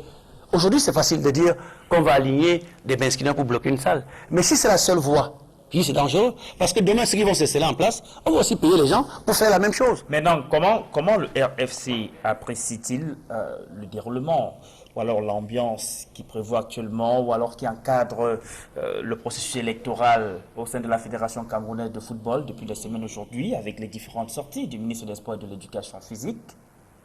À chacun sa place. Je pense que le ministre dans un pays, c'est la tutelle, même comme beaucoup ne veulent pas le comprendre, c'est la tutelle. C'est le Cameroun. Je pense qu'ils sont en droit de faire que les normes soient respectées. Ça, c'est important. C'est la défense des intérêts de tous les Camerounais. Donc, le ministre a sa place, a largement sa place. Mais maintenant... Donc, la fédération devrait respecter les différentes instructions du ministre des Sports et de l'Éducation physique. Non, respecter, c'est un gros mot peut-être, mais ils doivent le prendre en considération. On ne peut pas fonctionner en disant qu'on s'en fout du ministère. Vous avez l'impression que ce n'est pas le cas? Le véritable problème aujourd'hui, c'est qu'on arrive, et c'est ce que je l'ai dit quand on a eu des conciliabules avec le ministre, tout cela se passe au moment des élections. On aurait pu le faire il y a 1 an, qu'on serait plus tranquille. Aujourd'hui, chacun a peur. Qui voudrait perdre sa place? Personne. Alors on va se cramponner chacun à son poste, et maintenant on attend que l'arbitre, qui est la FIFA, vienne départager tout le monde. C'est ça le vrai problème. C'est que là, il y aura un chaos qui va exister, parce que personne ne reconnaît plus sur quel test se baser pour fonctionner. Et en ce cas-là, on le comprend. Dites-moi, quelqu'un qui n'est pas de la fédération et qui est spectateur, qui assiste à tout cela, il se demande, mais qu'est-ce qu'on dit là? De quoi est-il question? Ils ne comprennent rien parce qu'on ne peut pas leur tendre quelque chose qui est accepté par tout le monde. Mais finalement, Michel Caam, qu'est-ce qui peut justifier cette bataille autour du football? Y a-t-il d'autres raisons qui sont plutôt extrasportives? Moi, je pense qu'il y a aussi l'argent. Dans les caisses de la fédération, il y a beaucoup d'argent. Vous pouvez peut-être dire qu'il y a surtout l'argent.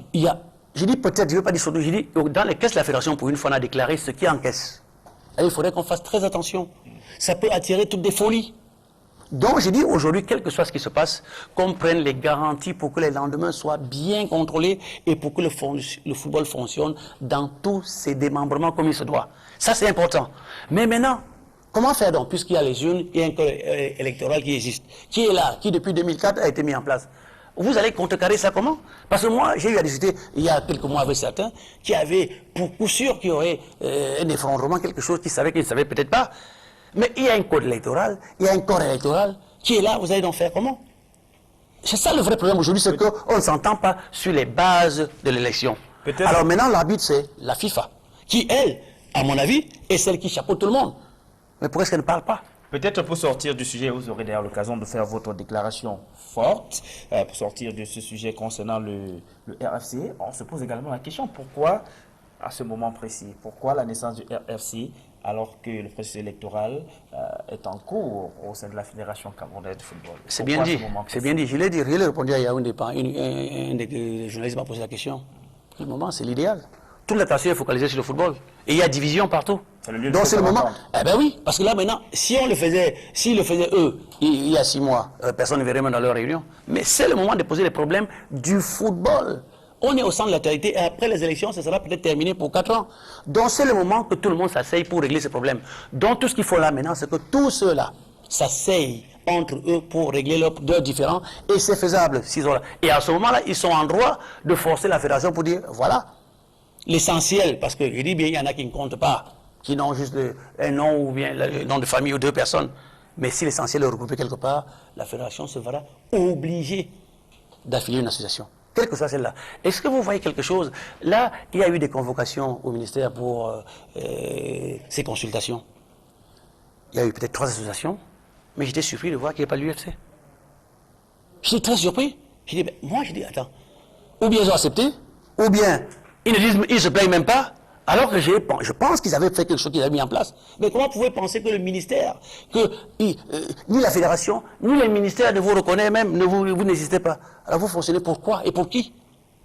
C'est ça le vrai problème. Donc je vous dis encore, il est grand temps que ce rassemblement, on a dit bien rassemblement, que les gens se rassemblent. Alors maintenant, qui on met au sommet? J'ai dit j'en ai. Pour moi, c'est pas important. Le reste ouvert. On verra bien. Oui, on a tendu la main. Il y a une main tendue pour que ce monde-là s'asseye pour comprendre les doléances des autres. La main. Qui? On ne tend pas la main. Non, tend pas la main, on attend. Fermé. Je sais pas, on attend. Je pense que c'est là, je ne sais pas à quoi ça va jouer. Si elle vous était tendue, la main, dans le camp d'en face. Mais on répondrait tout de suite. Mais je dis, il faut bien. Cela se fait à huis clos. On n'a pas besoin de faire de publicité ou d'appeler tous les médias pour se parler. C'est de s'asseoir et de dire voilà les différents. qu'il y a. On fait comment? Les gens s'entendent, c'est tout, et après ils ressortent et fonctionnent comme ils ont fonctionné avant. C'est aussi simple que cela. Alors, ensuite, par votre déclaration, avant de passer à autre chose. Bon, je vais dire ici, je ne mesurais même pas la dimension de ce qui s'est produit, et je vous dis que je suis arrivé là-dessus comme par hasard. Les pères m'ont sollicité. Je n'ai jamais posé ma candidature au rassemblement. On m'a sollicité, j'étais même absent quand on composait, quand on recomposait le bureau. Et on m'a plébiscité. Mais il se trouve que là, maintenant que c'est fait, ça commence à se grappiller. Mais ce que je veux dire... Se grappiller, vous voulez... Je vais vous dire. Je ne mesurais pas ce que c'était ce poste-là. Maintenant, je comprends que ça fait des envieux. Maintenant, dans le camp d'en face, je veux y arriver. Dans le camp d'en face, j'ai eu un appel que je peux considérer comme un chantage et des menaces.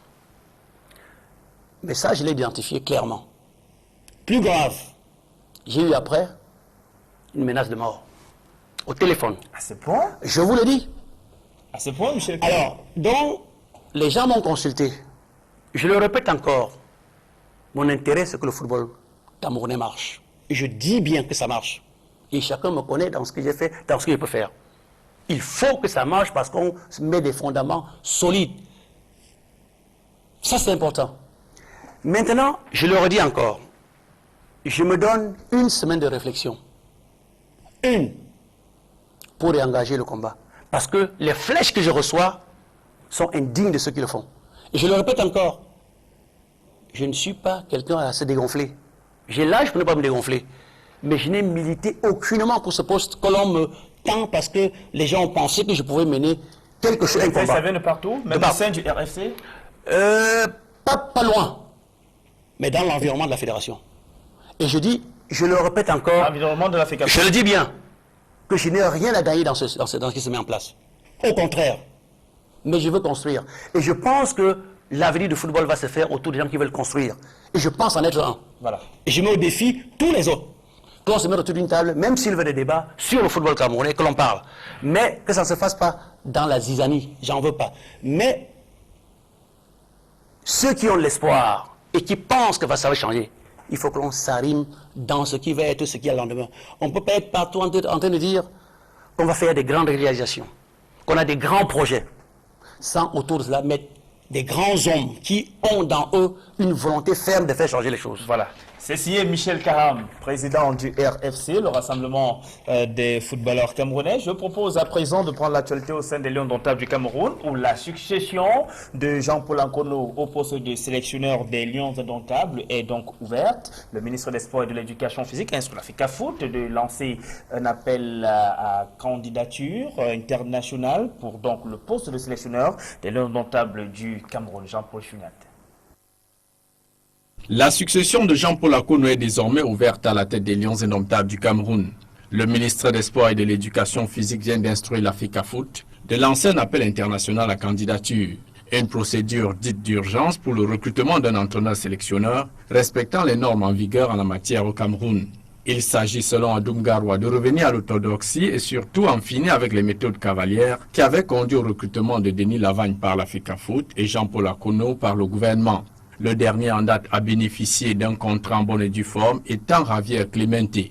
Jean-Paul Nkono et son adjoint Martin Tungoupilé sont donc sur des sièges éjectables, surtout que la mission de qualifier le Cameroun pour la CAN 2013 avait été un fiasco. À en croire des sources au ministère des Sports, Jean-Paul Nkono était en négociation avec le gouvernement. Ses prétentions salariales se chiffraient alors à 15 millions de francs CFA. L'État du Cameroun se serait montré disposé à lui offrir 7 millions de francs, niveau où les négociations étaient bloquées.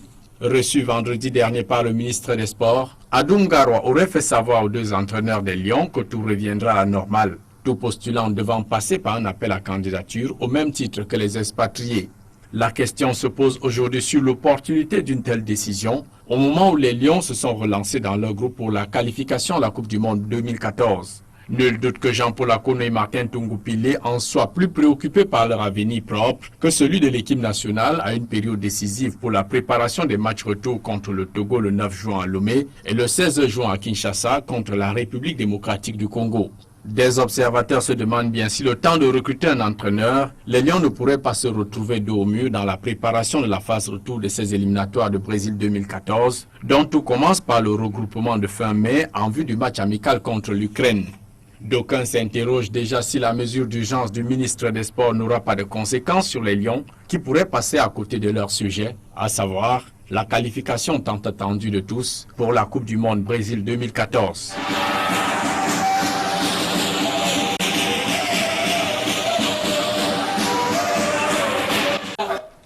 Avant de donner la parole à Michel Kaham sur cette actualité au sein de la tanière des Lions Indomptables du Cameroun, disons que les jeunes étaient également en activité ce week-end, notamment samedi dernier au stade de la base navale de Douala à travers le Kids Challenge Foundé Sport. Les jeunes ont rivalisé d'adresse en jouant au football. RVK. La première édition du Kids Challenge a connu la participation de nombreux enfants samedi au stade de la base navale à Douala. Deux clubs ont présenté leurs éléments sur l'aire de jeu. La Foundé Sport, la Fondation Samuel Eto'o-Fils, organisatrice du tournoi, et Astaf de Douala. Les matchs se sont déroulés sur un terrain de 40 x 60 et les enfants se sont livrés à ce football à 7 en 2 périodes de 15 minutes. Une première pour les organisateurs. Déjà la première édition, ça a été bien, on pense à la deuxième. L'essentiel, c'est le nombre d'enfants qui devaient participer à cette journée. Ça, c'est l'important. Le nombre d'enfants était important et puis on a vu ce qu'on voulait voir. Et on pense que les prochaines fois, on va inviter plus de centres de formation pour faire ce genre de trucs. Vous avez vu que les gars ils ont répondu présent. Au terme des demi-finales et finales, c'est l'équipe de Foundé Sport qui a remporté le trophée des vainqueurs de cette première édition du Kids Challenge. Je dirais que ce sont deux clubs qui se sont rencontrés ayant chacun plusieurs équipes. Vous savez, Pierre de Coubertin, qu'on connaît tous, a dit l'important c'est de participer. Aujourd'hui, nous avons vu des jeunes qui se sont, amusés, deux, qui nous ont démontré des talents sur lesquels on ne peut être que confiant pour l'avenir du football au Cameroun. On a vu effectivement une fondation emporter cette jeunesse. Moi, j'ai pas vu de gestes vilains au cours de ce tournoi. C'est quand même formidable que ces jeunes, qui par moments ne sont pas forcément issus des familles les plus favorisées de Douala, eh bien, sachent se comporter comme ça sur un terrain. Je crois que c'est un exemple pour nous les adultes. Les organisateurs ont distribué plusieurs trophées aux participants qui se sont bien illustrés. Meilleur joueur et soulier d'or, meilleur buteur de ce Kids Challenge. Alors, cette première édition est terminée. Je dirais que le plus difficile, c'est ce qui va venir. C'est-à-dire comment nous allons réussir une seconde édition assez rapidement et encore mieux organisée que ce que vous avez vécu aujourd'hui. Ah, c'est bon. Michel Kaham, cette équipe des Lions Indomptables du Cameroun que vous avez eu à conduire à la Coupe du Monde 1990 en Italie, c'était un collège d'entraîneurs chapeauté par Valérie Liponiati. On connaît l'histoire. Aujourd'hui, ça a évolué. Plusieurs années après, il y a Jean-Paul Akono qui est là. Et maintenant, l'on parle d'une candidature, d'un appel à candidature internationale. Donc, Jean-Paul Akono, je vais dire, la succession est carrément ouverte pour cette sélection des Lions Indomptables du Cameroun. Bon, pour ne pas oublier, je tiens d'abord à saluer les jeunes qui vivent jouer là-bas. Et comme le monsieur l'a dit, c'est l'avenir. Vous voyez Samuel Eto'o qui investit, qui est si généreux au niveau des jeunes. À la KSA, tous les week-ends, on reçoit des jeunes qui viennent comme ça, faire un championnat et s'occuper. C'est l'avenir, comme le monsieur l'a dit. C'est là d'abord la base, l'essentiel de toute politique. Les jeunes, ça c'est fondamental et vital. Pour revenir à ce que vous dites, attends, qu'est-ce qu'on peut dire aujourd'hui? Sincèrement, le ridicule c'est qui? Alors, Jean-Paul Akono, on aurait pu l'enlever plus tôt si on a pensé que de pas aller à la CAN ne valait pas la peine. Mais la possibilité de poser sa candidature. Oh, mais attends, vous pensez qu'il dort bien là ce soir? Voilà quelqu'un qui prépare un match aussi important et que d'emblée, j'ai lu dans la presse comme tout le monde ce que son entourage aurait dit. Je ne sais pas à quoi on joue, sincèrement. S'il fallait le confirmer, qu'on le confirme. Maintenant, les prétentions salariales, ça dépend de n'importe qui et ça dépend aussi sur quoi on est assis. Parce qu'il y a des entraîneurs camerounais qui prenaient cela sans discuter et qui ont certainement même le niveau que Jean-Paul Akono. Mais maintenant, chacun sait sur quoi il compte et comment il fonctionne. Mais je dis sincèrement, ça, c'est pas apporter la sérénité autour des Lions. Les Lions n'ont plus besoin de cela. On est en train de refaire une équipe qui a rebondi sur un match. Attends, ce but de Samuel Eto'o, vraiment tout le monde a dit après le match, ça y est, on revient comme on était avant. Et maintenant, tout d'un coup, on surprend tout le monde. Ça y est, appelle la candidature. Cette décision du ministre va plutôt s'aimer encore un manque de sérénité, notamment dans l'esprit du sélectionneur, Jean-Paul Lassano. Vous savez, on est au Cameroun, toute l'équipe nationale est à l'extérieur. Hein. Ils prennent les bibles, appel à la sélection. Bon, maintenant, ça revient. On dit, tiens, ça repart encore. C'est qui? On sonde, on scrute. Tout cela, il faut faire vite. Et faire bien et laisser le temps aux gens de travailler. Est-ce que ça ne relance donc pas le débat de la personnalité de l'entraîneur camerounais? Attendez, vraiment, vous dites personnalité. Parce qu'on a l'impression que ce sont également nos entraîneurs qui ont du mal à s'imposer. Non, mais il a fait le résultat, il a gagné. Attends, il a gagné le match qui était à gagner, puis il est dans la course. On a repris la tête. Au départ, il a tenu un discours de patriote. J'ai pas de problème avec le contrat. L'essentiel pour moi, c'est d'entraîner mon pays. Ce qu'un expatrié, un entraîneur expatrié n'accepterait pas. C'est d'abord un job, c'est d'abord un travail, Michel Cam. Je peux vous dire que nous, les anciens, ceux de la génération 82 et là, comme Jean-Paul Akono, on a une vision des choses différente des autres. Parce qu'on a grandi dans quelque chose en servant le pays d'abord pour les honneurs, pour le drapeau. Et ça ne peut pas changer, ça reste. Donc on a un discours dans lequel on a grandi d'abord. Et ensuite, bon, on essaie d'arrondir les angles. Donc il est obligé de dire c'est d'abord la nation parce que lui, il se sent investi, il se voit, il a joué en équipe nationale. C'est comme ça qu'il a appris à faire. Il se dit, je suis prêt même à y aller pour rien. Mais c'est un discours juste de circonstances. Mais dans le fond, il a besoin de cela pour vivre aussi. Et il faut absolument qu'on le lui donne. Donc ce n'est pas de sa faute à lui. Donc il ne faut pas condamner l'entraîneur. C'est nous qui le mettons en difficulté. C'est nous qui le mettons en difficulté. Mais maintenant, c'est vrai qu'il se pose un gros problème d'organisation. On a été reçu par le ministre, le corps des entraîneurs. Et le problème de la DTN, on l'a posé en disant il faut réorganiser ces structures qu'on a combattues pendant des années pour obtenir. Et aujourd'hui, qu'est-ce qui se passe? Jean-Paul, il est attiré par les lions. Attends, Robert, il va être président de la fédération. Ça dit que la DTN, ça ne sert à rien alors. C'est le creuset, c'est l'organe technique. Je vous dis encore, ce pays, il y a des choses à faire pour que ça marche. Dans le football. Parce qu'on gâte tout. Et finalement, on se dit, nous les locaux, on ne sait rien faire. Mais voilà une structure, la DTN, qui est censée tout arranger, être l'organe technique de la fédération, de même le plus puissant qui devrait être pour fonctionner. Mais ceux qui devaient composer cet organe-là, l'un veut lui président de la fédération, donc ça dit qu'il n'y est même plus, c'est pas ce qu'il fait, et l'autre est avec l'équipe nationale. Alors maintenant, le reste, il fonctionne comment? Avec l'expérience que vous avez, surtout du poste de sélectionneur des non-domptables du Cameroun, vous pensez que c'est une porte de sortie? On est en train de conduire Jean-Paul Akono là, d'une manière polie, vers la porte de sortie? En tout cas, ça met des doutes. Je ne peux pas dire qu'il soit serein là où il est, à moins qu'en dessous de table, on lui dit autre chose. Mais je dis, attendez, il faut d'abord voir les candidats. Quand vous allez voir les noms qui vont apparaître, de occidentaux et autres, et l'un serait même prêt peut-être à prendre 10 ou 15. Alors, ça va balancer. Je vous dis, on ne le met pas en confiance là.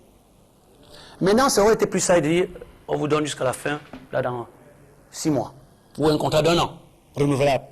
Parce qu'on a peur de ça, on vous donne 1 an. Mais donnez un terme. Il faut également indiquer, Michel Cam, que le ministre des Sports et de l'Éducation physique revient là sur le circuit normal, parce qu'il faut porter sa candidature à l'Africa Foot et maintenant qu'il y ait qu'on soit enfin sélectionné parmi toutes ces candidatures. Attendez, on a commencé un processus.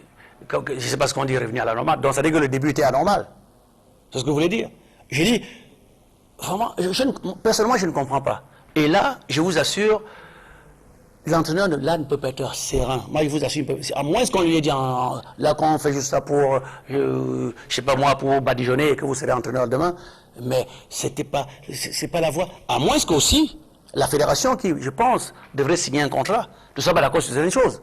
Parce que là, on parle que du ministère. Peut-être qu'il y a un conflit dedans qui fait qu'on n'est pas d'accord sur la personne. Je comprends que tout à l'heure, en tant qu'entraîneur de football, vous ayez vite fait de défendre votre corps de métier, mais je vais revenir en étant plus précis sur cette question.